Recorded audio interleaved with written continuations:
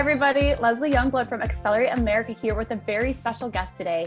We have Dino Decespedes with us, and he is the founder and CEO of Hockeystiq, which is a wonderful place that helps small businesses with their marketing and branding and all sorts of good stuff. Dino, please tell everybody all about this goodness. Sure thing. And first off, thanks for having me, Leslie, and Yes. The Accelerate America team for sure. Very excited about this. So my name is Dino Decespedes. As you mentioned, I'm the founder of Hockeystiq, which is a marketing advisory firm that specializes in helping startups and small businesses launch new marketing initiatives that are focused on the bottom line. Right. That's awesome. And how long have you been in the marketing space and working with small businesses specifically, Dino? Sure. So it's been about 11 or 12 years now. And over that time, I've helped definitely like 100 or hundreds of mostly tech startups. Gotcha. Also lots of like professional services, small businesses, people in and around the technology space.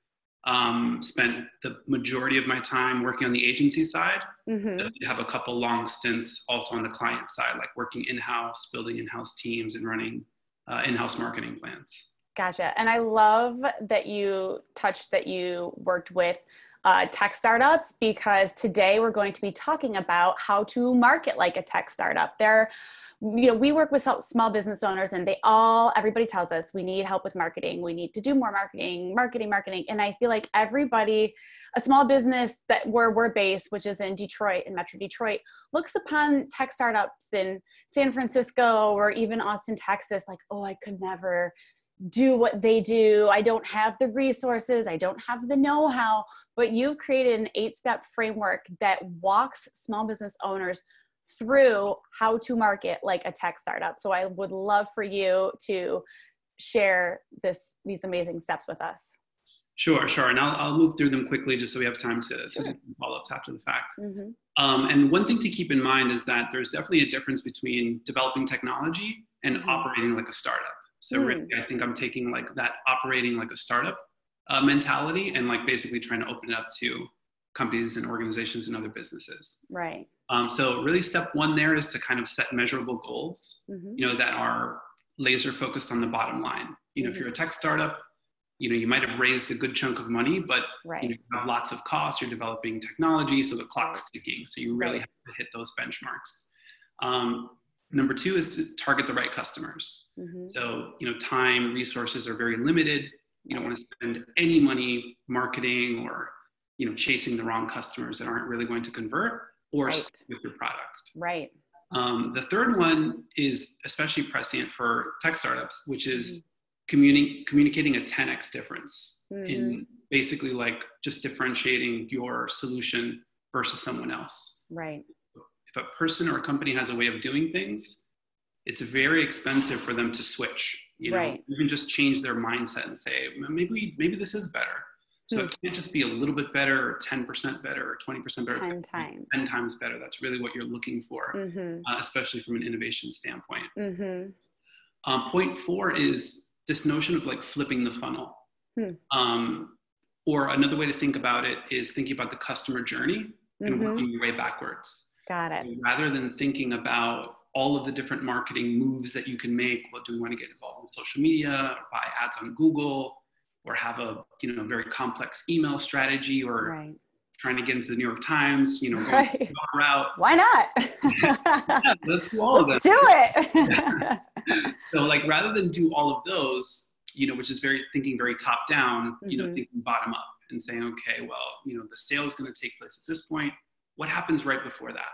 It's getting people to the store, getting people to the website, getting people signed up to an email list. It's going to differ based on the business that they're in. Right. So really building the plan, with that finish line in mind, and then working your way backwards to the very first touch point, instead of thinking about the first touch point first, which is going to be infinite possibilities. It's going to really exactly. I love that. Keep going. For sure. Okay. The 5th one is to utilize sprints. And very like lean, small scale experiments. So rather than signing up for, a big 3-month or 6-month campaign or year-long campaign, which I've seen some small businesses do, thinking about how to run experiments I always, prescribe like a 2-week sprint. Mm-hmm. In that period of time, like you can like get a campaign launched, get some data, get some early signal on whether it's going to be worthwhile. If there's something else that you can kind of follow up with there. So that's definitely been very effective. An extension of that is using your marketing data. Right. And that could be as simple as data. Demographics, right. Where are my customers coming from, zip codes, ages, all that kind of good stuff. Even if you don't have a sophisticated like website, a lot of this stuff, right. There's lots of data that, is probably available to you that you might be overlooking. Another one is to think about your current customers. So, if you lose a customer, that's very costly. Right. But thinking about employing some of the marketing strategies in customer retention, customer relationship management, keeping that customer, that's always going to be more cost effective than going out right. a brand new customer. Another one is beware of trade-offs. So you might get linked up with, I don't know, the best SEO agency around, or a PR person that has all these connections. But you just have to understand, if you're a small business or a startup, again, resources are going to be pretty scarce. So, if you choose one route, that means inherently that you're not choosing another route. Right. So those trade-offs are definitely real. And then the last one is, super important for small businesses. It's to stop waiting. So one thing that I've seen personally is, a company is, renovating the sales floor, or developing a new website, or, they're building a new feature and they want to kind of hold off until that new feature comes out. And one of the ways that companies get tripped up there is there's always going to be something coming. There's always something a couple months away or a couple weeks away that you're working on, you want to hold off on. But, especially if you employ the sprint tactic, you can deploy marketing initiatives, learn something in the interim at low cost, so that when you are ready for prime time, you can sort of turn the volume up on some of these campaigns. Right. So it's always better to be doing it all the time, even if it's on a small scale, because you continue to learn, you continue to hear from your customers firsthand, and then you figure out how to better position yourself going forward. Yeah, I love that. So thank you for going through those. I know we just breezed through them, and I want to go back and just kind of now deep dive a little bit more into each one, because with everyone, there's just so much good information there. And like you said, so much that I feel like can obviously apply to any person that we've even just talked to and worked with like the past like couple of days, right? So I think like the first one is precisely define your targets. And I just think like, people know they need to do the buyer personas and like the customer profiles and like all that, but they need to know that they can't, and that's something especially at Accelerate America, we're like, well, we shouldn't do that because those aren't our hot core customers. Like those people right now aren't our targets. They're out there. And I think sometimes maybe small businesses get a little nervous, like, oh, but if I define them, then I'm not for everybody else or something, right? So how do you kind of walk them through that fear, or get them through that fear and be like, no. So like lock it down, focus on those people, and I'm telling you, it's going to work.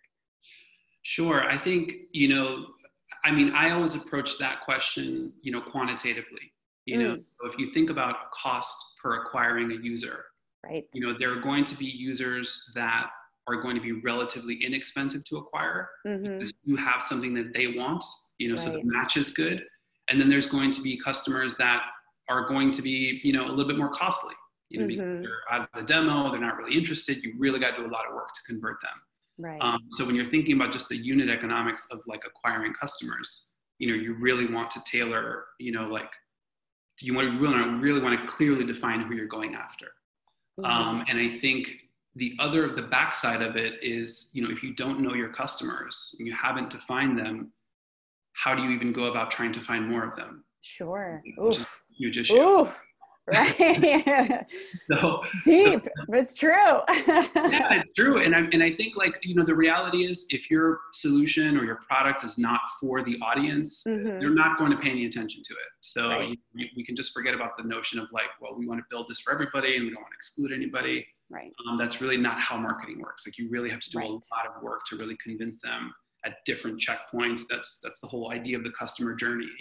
The very first thing that happens is they're aware of you or your company name or your logo, and then there's got to be a ton of learning, from start to finish till you actually convert them, and then you have to work to keep them. you know? So, you know, you have to think about, and that sort of ties into the trade-off idea where it's like, well, would you rather spend $5 to acquire somebody that's not that great, or spend $1, you know, to acquire people that are going to stick around and are really going to like appreciate what you're selling?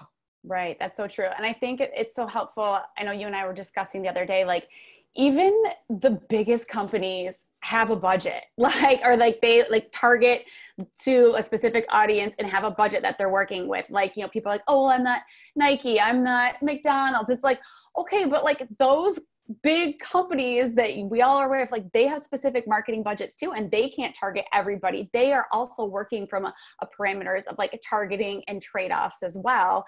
And they're paying people a lot of money to tell them these things too. And so small businesses, any business can utilize that same strategy as well, because they should, and it works. So I just think that's so smart. And so then I want to also next talk about, you mentioned sprints. And I remember when I was working in an agency years ago and we were going to do a sprint, and I'm like, what is a sprint? Like, I don't understand. Like, I feel like it's this term that people might not even be familiar with now. So can you kind of define a sprint in like the beginning, the middle, the end, and like the whole process, and why the sprint mentality and strategy is so effective and useful? Sure. So there's a couple pieces to that. So the way that the sprint helps is that it's not a cost that runs every month to no end. You know, sometimes if you work with the wrong agency, you know, it could be 5 or 6 months in and you realize, okay, well, we weren't actually seeing the results here. You know, we just kind of kept kicking the can down the road. So a sprint really gives you like the beginning, middle, and end in a 2-week period or a 4-week period, however you want to think about it. So the 5 components of the sprint, the way that, you know, I always, you know, structure my campaigns are, you know, goals that are clearly defined that you can see within that 2-week period. So you don't want to set a goal of, we want to be number 1 in the market, you know, because that's not really achievable. Everyone wants to be number 1. We want to break it down into smaller and smaller units so that we can see, you know, the effectiveness of the campaign. We can see some data around it, feel good, and feel, you know, positive about increasing that investment over time. So you want to like definitely like identify the goals. You want to have a target in mind. So, you know, if there's limited time, obviously, and a limited budget associated with that sprint, let's focus that on a specific target. You know, we want to, you know, target, I don't know, new parents, you know, in the market. And we have a solution that's for them. Like, let's clearly define that. The third one is the message. You know, so this is great because like you don't build a message that you're then tied to you know, for 6 months or a year. You know, like let's take 2 weeks and figure out, okay, are people responding to this? You know, this is how we think about it on our end, but you know, who knows what the buyer's thinking? So is this message going to be effective? The fourth is the budget. The way that the budget really plays well with the sprint is that the budget is capped. You know? So it's not this idea of like, okay, well, this is going to cost us, you know, X thousand a month, or, you know, we're going to, you know, we're going to Google our credit card and, you know, who knows what's going to happen. You're clearly defining in the sprint format, okay, we're going to spend $500 in this 2-week period. You know, here's what we want to see. Here's who we want to target. Here's our message. And then the 5th piece is the channel. You know, do we want to use Google? Do we want to use Facebook? Do we want to, you know, get in something in print? Right. Podcast, influencer.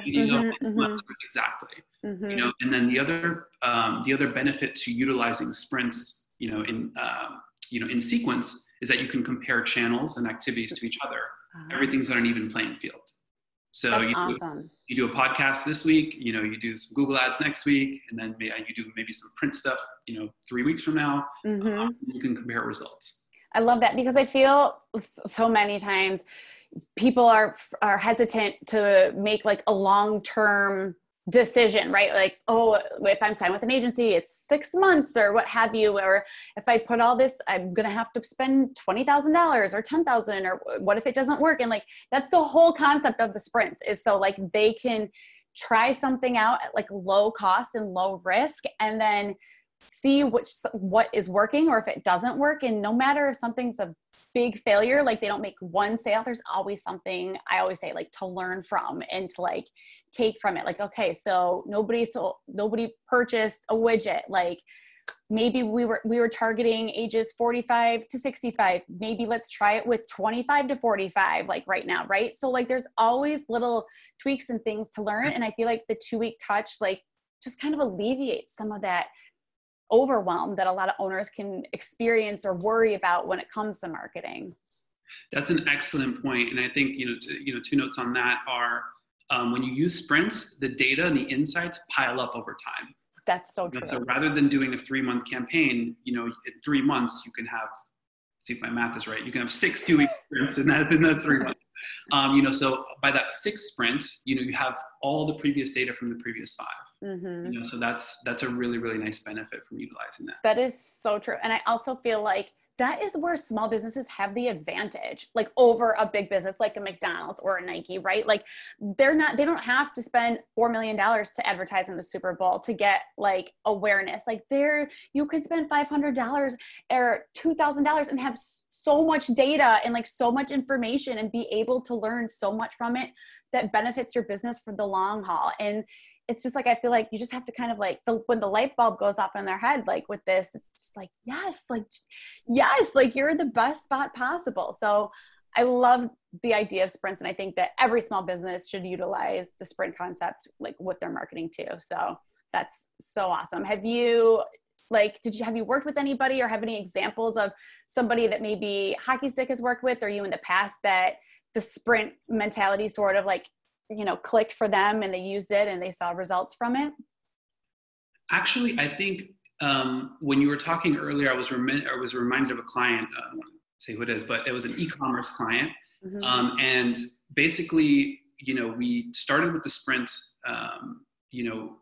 basically approach, mm-hmm. to sort of like get some campaigns out the door, get some learning. Mm-hmm. And we had great uptake at the beginning. So lots mm-hmm. of people were clicking on the ads. So the targeting was right. The messaging was right. And the conversions weren't really happening. So we weren't really mm-hmm. seeing any sales. Then we realized that there was an issue with the shopping cart on the website. Oh. So like that's a perfect benefit or a perfect test case for understanding, okay, that's a great lesson to learn with a couple $100, right. As opposed to $20,000 or $30,000 right. campaign or a huge launch. A lot of companies think right. brand new shiny website, boom, like let's crank it up to 11 and like mm-hmm. Let's sit back and count our money. Right. And the reality is like you just never know like what's going to come out the other end, and like right. it feels like it's risky to sort of like start marketing or do mm-hmm. marketing like all the time, but in actuality it de-risks the marketing process. Mm-hmm. Because you're never really caught in a situation where you're totally like like caught off guard. Right. I love that. So good. Sprints, people, sprints. And so then I love another thing that I think just totally blows people's minds, and I was just like, oh my gosh, it's so good, is funnel from the bottom up. Like, because at the usual standard mentality is the funnel and you start at the top and this is how you get to people. And then what happens is as they go down the funnel, and it's like, no, you're telling them to do it completely different. Like start at the bottom and go up. So please dive in more, because I just think that's so important and amazing and effective. Yeah, absolutely. I mean, I think it really stems from this idea that, the possibilities in marketing are super vast. Right. Like I touched on it earlier, like there's 1,000 different ways you can go. Mm-hmm. Even if you think about like how finely you can slice and dice audiences, sure. Or do we go offline? Do we go online? Like, mm-hmm. Do we like go super huge? Right. I think there's just too much to like really sift through there. Right. So this was something that I've been doing for the last handful of years, where we just say, okay, what do we know about our customers? Mm-hmm. We know, and I'll give you like a real world example mm-hmm. With a client that I worked with in the past couple of years in the real estate space. Okay.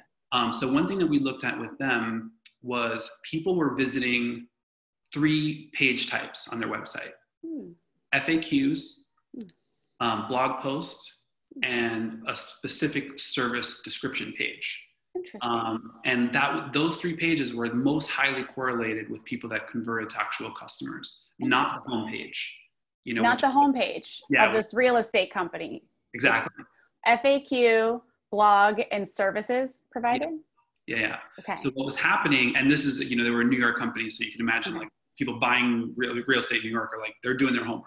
Right. Sure. Oh yeah. I mean, yes, if you're going to spend that kind of money, you're going to do all the homework. Yeah, exactly. And the top post, the top blog post for them was a post on the estate tax. So people were doing their homework on that, discovering this blog post, reading about their services, and then going to the FAQ to see if there's anything else, to round out, their knowledge base.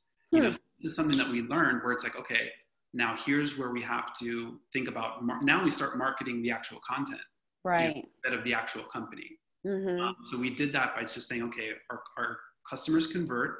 What happens right before? Well, they're visiting these 3 pages, or one of these 3, or all of them, the most highly correlated. And what that helped us do was basically scrap all the other ideas that we had.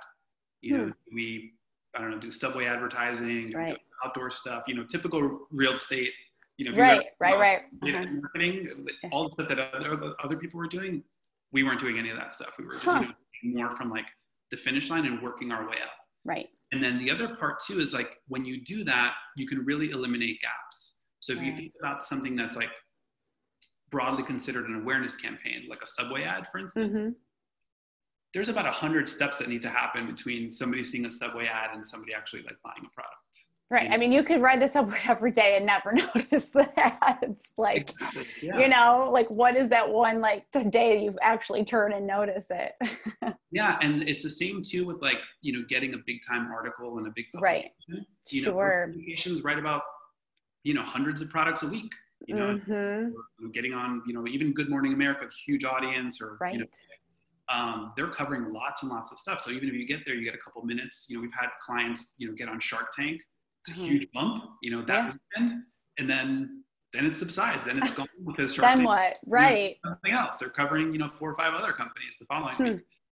So you really have to make sure, when you do that bottom-up approach, it really helps to eliminate all those gaps. So now you have like marketing initiatives that are targeted to each step that really matters. And you're not thinking about the top first. You're thinking about, you're getting as close to revenue as possible and working backwards. Tell me, what did you guys end up doing for that real estate company, Dino? Like, what ads did you decide to put money behind, like going from that bottom up funnel? So basically, we really pushed the content. So like we really doubled down on content. So we started to think about, okay, what are the other related terms? Gotcha. And we approached this, project, as part of all of like my workflow. I always approach any project with, I don't know what we're going to do yet. We need to take a few weeks and like really look at the data. I have, different initiatives that I know that I've done in the past, but I never want to go into a project, already with my mind made up on what we're going to do. So what we did was just like, double down on content, continue to develop more content in and around that space where buyers that were going to be making big purchases, the kind of things that we're going to be researching. So we did a lot of work to develop that content, and then we did a lot of work to distribute that content and actually put ad budgets behind it, to increase, visibility, click-throughs, and then ultimately conversions. I love that so much that you come into a project without any sort of idea in your head, because I think small business owners are the opposite. And they'll be like, come in with like, I want to, print. Like, I know print and I think we'd be huge in print, or we have to be on a billboard, or podcast. We have to be on like a podcast. And like, maybe because they had a friend who saw success with that. And so how do you deal with a business owner, or like, I mean, obviously by giving them examples, I would be like work too, but like, how do you get them to kind of step out of that box that they've put themselves in? I'm super glad that you brought this up, because it happens all the time. I'm sure it does. And it's usually not a friend. Usually what happens is a CEO or founder or managing director sees a competitor doing something. Oh, yes. Okay. I want to do that too. Why does that person have a print ad and I don't have a print ad? Like, I want a bigger print ad than they have. And it's not the right way. Not the right way to think about it. But basically what I do is, and like rule number 1 for me, obviously, like it was the first, of the framework, which is like, let's identify the goals, and let's make sure that they're measurable, and that they're tied to the bottom line. So the first thing I do is kind of like level set from that perspective and say, okay, your goals are, let's say it's more revenue per client, or let's just say it's more revenue per client. If that's your goal, that's my goal. Right. I don't have separate goals from that, from a bottom line standpoint.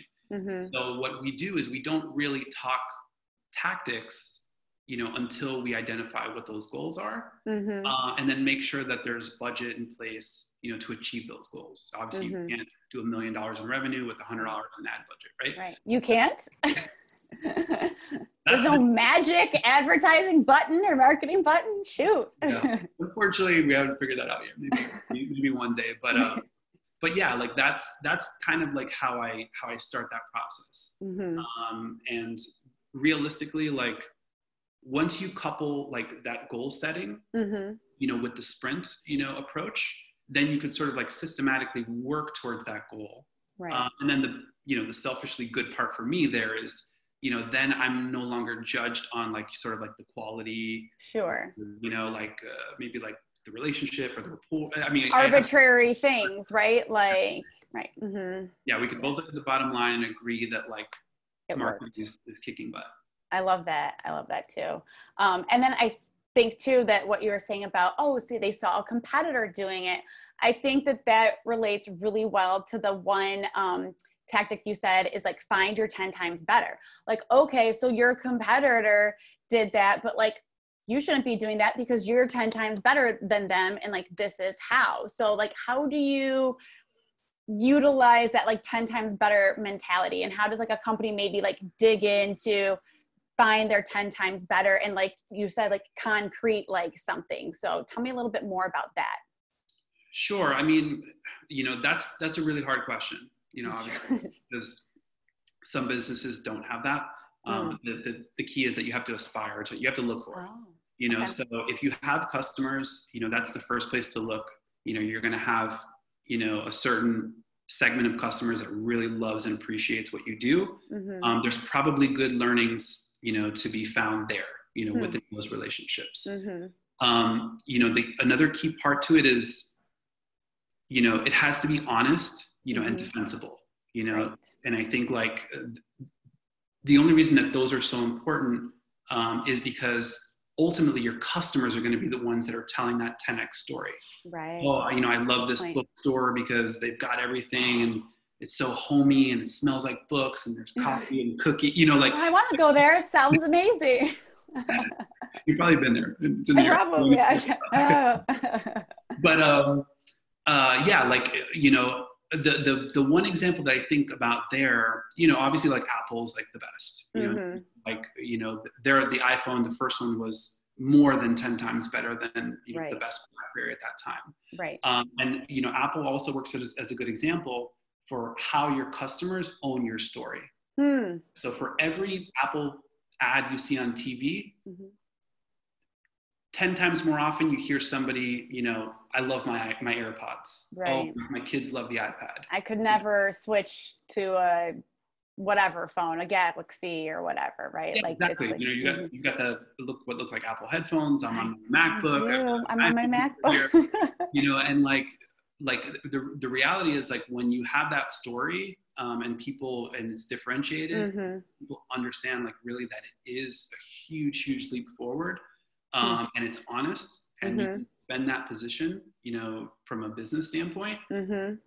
That's something that like you can really hang your hat on and build a brand around, which is a whole other, topic. But like, sure. What I said in the earlier portion, when we were walking through the early part is, for most businesses, there's a switching cost. So, if you are a bookstore, if you are a new bookstore in the neighborhood, you're trying to compete with, the next closest bookstore. You're competing with barnesandnoble.com, you're competing with Amazon, right? So you need to change people's behaviors and habits. They're not going to care that you're a new business. You have to actually like show them and like, you have to represent a market improvement from what they have, or it's hard, to sort of gain that following and build a business around it. Right. Like, I think you were saying, like, you can be that like wonderful bookstore and do all these great things, but you have to actually do it and you have to provide it. And I think it's interesting because Apple obviously is like, the shining star, but it also shows you what happens when when you start to not follow through with those things. Like Apple was like deep, I feel like was in the hot seat with some customers, like in terms of like, you know, glitches with the iPhone, and people were just like up in arms. And like, I get so frustrated when things don't work the way I want it to work. And then it's like, and you blame that company for it.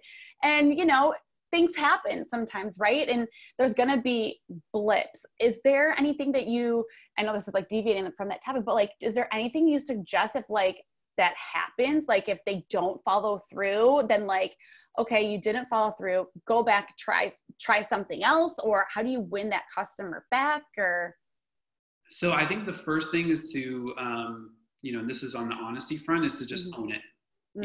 You know, sometimes, you know, brands make mistakes, companies make mistakes, managers make mistakes, you know, it's part of, you know, it's definitely the part of like the cost of doing business. Yeah. So I think it's important to like, you know, own it. And I think, you know, we've seen a lot on that front with around cybersecurity, for instance. Right. You know, sometimes when a Target, I don't want to call them out, but like, well, sorry, Target, but sometimes a Target gets, love you.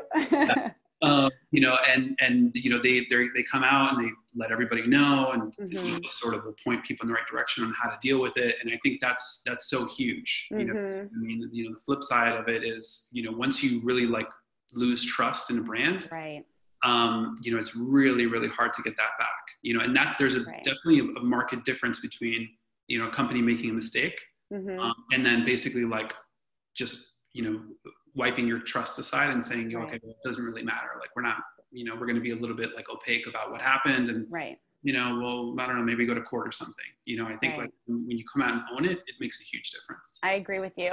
It's funny because a couple weeks ago, one of our favorite local brands here, Paisley Paper, the founder, Andrea Williams, is a former coworker of mine, but she sent an email where she spelled the name of the company wrong. Like, I don't know if it was Paisley spelled wrong. And literally 2 minutes later, she sent an email like, I messed up. I spelled my own company wrong. Here's a promo code for 20% off on the use word proofreading or whatever. And I just thought it was so brilliant and clever and honest and smart. And I'm like, I am buying stuff right now because, you know, I mean, it was just, she just owned it and was like, oh shoot. Like, you know, and somebody could just be like, just forget about it and just dwell on it and be like, oh no, I sent an email and I messed this up. But it's like, I don't even, like, I use it as like a shining star hallmark example now of like what to do and, you know, it's something that hopefully also got her other people and other customers to purchase because it just was her and her brand, and which is fun and honest and creative. So I just think that, you know, a lot of business owners are perfectionists, and when something gets messed up, especially now, I feel like too, with technology and everything's online, and here, like there was like a conference call that doesn't connect, or like an Instagram live that you can't get to work, and it's like, you just have to own it and kind of roll with it because everybody's in that boat, and like owning it and acknowledging it, I feel like shows the humanity and the realness, I think, too, behind you. And like for somebody like Target, like they could easily have just like like, you know, we don't, but they could probably just won them over new fans and just made us all that love Target anyways, like that much more appreciative towards them. So yeah, I love that story. And like the humanity is like, it's the perfect word to kind of describe it, because what's great about it is like, we've all done that. Oh my gosh. Right. You know, replied all by accident. We're people. Misspelled something. Right. And that takes a brand and makes it feel more human. Right. So, and that's like something that, you know, as marketers, we're always trying to like recreate, unfortunately, right. but like, sure. like, you know, serendipity are like so cool. I know, it's funny. Just the authentic human experience. You just can't, you can get close maybe, or you just, but there's nothing that will truly really take the place of it, I feel like, with marketing. So that's funny. All right. So Dina, I want to go on to and talk about like the last step, which is don't wait for the next release. So what do you suggest, or how do you suggest companies audit like what they've done or in what they're doing in order to take the best insights to move forward? Because I feel like, you know, they might want to, I just want to hold back, or I'm still nervous. I'm just getting used to this whole like situation in sprints. And so how do you kind of talk them to them about like the don't wait for the new release mentality? So I always approach that in two ways, or, with two key points.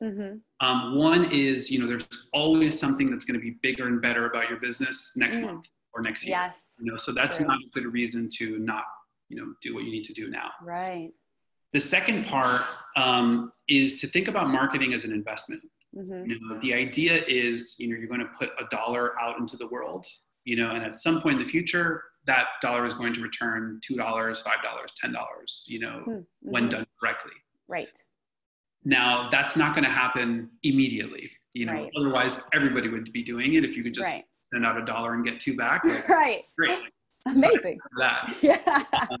So you really have to understand, whether it's a company like Apple or a small business like the real estate company that we were working with, it takes time to, see that return. And you have to have some sort of like investment horizon the same way that you would have, with like a retirement account. Right. It's almost like a retirement account for your business. So basically, like, the game that you're actually playing is saying, okay, if I put $1 out, how quickly and efficiently can I make it back? And the idea is not to have that happen in a single 2-week sprint or a month. It's really to like understand how to, build marketing into your business as an engine that helps you grow or, stay in business, like, if you want to look at it in that way as well. Yeah. So those are the two key points, is just understanding that it's an investment. It's no different than hiring, a salesperson, or hiring an engineer, or hiring a lawyer. You're hiring a lawyer or an administrative assistant. It's all like investing in the long term, all these parts that you need to successfully get your company to success for the long haul. Yeah, absolutely. And I think, when you utilize, sort of like these leaner sprints also, you don't have to put out $10,000 at a time. You could put out, $100, $200, like in much, much smaller campaigns, so that in that first campaign, okay, we put out $100 and we made $10 in sales. Okay. We have some work to do. Right. That following sprint, maybe that gets bumped up to 25, and now you're on the right track. You continue the learning, and then you have like marketing as like an accelerant for your business, as opposed to a cost. I love that. Right. I love that, because I do think that is a common trap that owners fall into, is like, you think, oh, didn't work, I'm done with it, I'm done with marketing. But it's something that needs to be baked into your business, like as an investment for the long haul. Like you said, like an engine that's just like humming along, like at the same time that your business is, because it's very rare that you might have like something that goes viral, or like, gets you like crazy publicity or crazy sales, right? So you have to kind of find a way to keep it steady for the long haul. And I think that in marketing, to think about it in that way, as opposed to just like the quick turnaround and like the quick campaign, is, I think, revolutionary for a lot of business owners.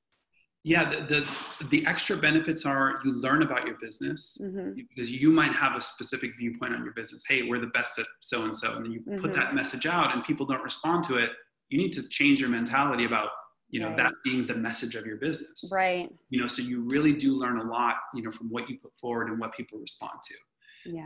The other key point there is that, when you're not marketing, or when you're not communicating about what your business is about, you're letting everybody else define what your business is.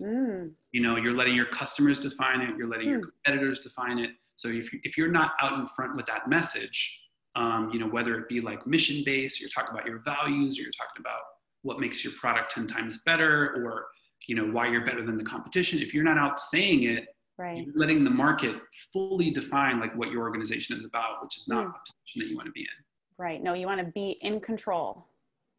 That's right. And that's awesome. And I think these 8 ways to market your business like a tech startup are the perfect ways for people to get started with that and to learn more. So thank you so much for joining me today and sharing the 8 ways to market your business like a tech startup. Anything else you'd like to add before we wrap up, Dino? No, I mean, I'll be sharing, I guess, I'm going to turn this into a blog post, which I haven't done yet. So that's awesome. Shame on me. I would love to share that with any of the viewers. And if anybody wants to follow up, there'll definitely be information on there. So I'll pass you the link, and then we'll see what we do from there. Awesome. And Dino's company is Hockeystiq. Is that hockeystiq.com, Dino? Hockeystiq with a Q, so it ends in a Q, hockeystiq.com. Awesome. So check out Hockeystiq, check out Dino. Again, Dino, thank you so much for joining us today, and hope to have you back to talk more small business marketing soon. Thanks for having me. Thanks. Bye.